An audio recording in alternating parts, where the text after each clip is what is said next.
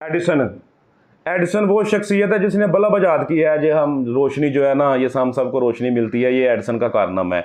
Edison ने bulb ईजाद करने के लिए ना, एडिसन की वैसे तो बड़ी तारीख है लेकिन एडिसन ने बल्ब ईजाद करने के लिए 20,000 तजर्बे किए।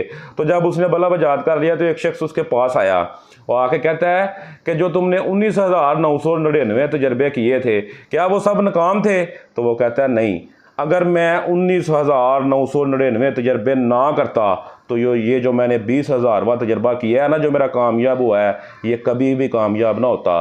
वो 19,999 तजर्बे मेरे कामयाब हैं। तो अगर इंसान ज़िंदगी में इंसान को छोटी छोटी नाकामियाँ मिलती हैं ना, तो कभी भी ये ना सोचो कि तुम नाकाम हो। ये सोचो कि छोटी छोटी नाकामियाँ मिलके एक बड़ी कामयाबी की बुनियाद रखती हैं।